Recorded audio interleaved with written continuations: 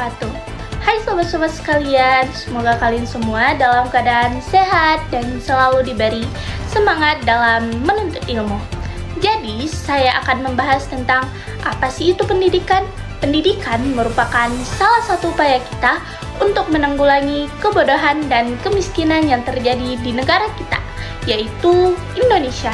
Seperti yang kita ketahui bersama, bahwa dengan seseorang menempuh bangku sekolah, maka ia telah memperoleh pengetahuan tentang berbagai hal di dunia ini.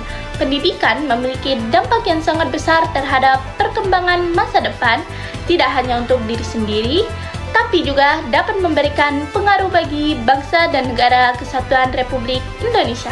Oleh karena itu, mari kita terus menghargai pentingnya pendidikan dan menjadikannya sebagai bekal untuk membangun masa depan yang lebih baik.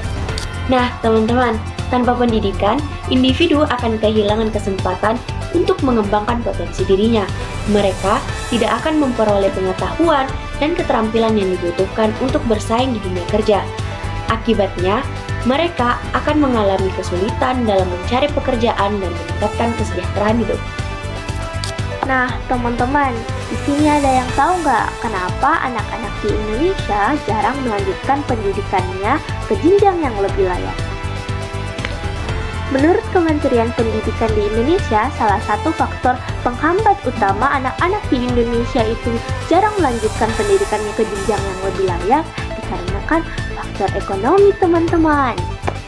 Nah, anak-anak di jenjang sekolah dasar sederajat ini kadang putus sekolah atau tidak melanjutkan sekolah sederajatnya dikarenakan faktor ekonomi atau teman-teman kita yang lebih memiliki ekonomi menengah ke bawah itu sudah selesai sekolah dasar sederajat namun tidak dapat melanjutkan ke sekolah menengah pertama sederajat dikarenakan faktor ekonomi juga, teman-teman.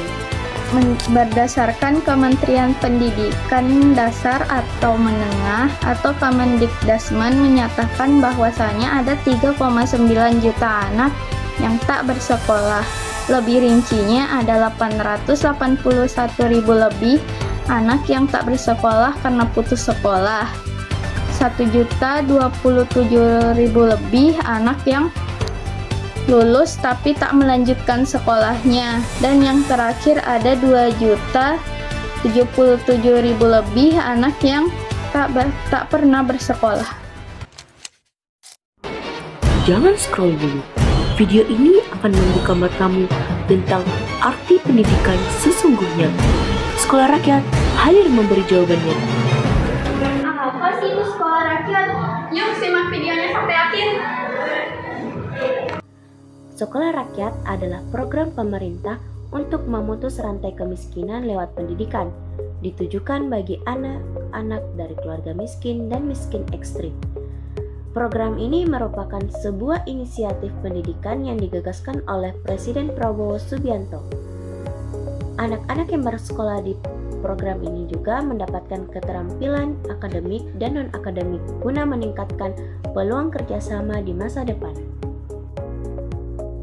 Sekolah Rakyat dirancang sebagai sekolah berasrama yang menyediakan fasilitas lengkap.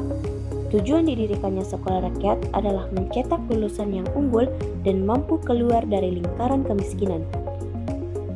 Sekolah Rakyat tidak hanya menyediakan pendidikan formal, tetapi setiap murid akan dibekali dengan penguatan karakter.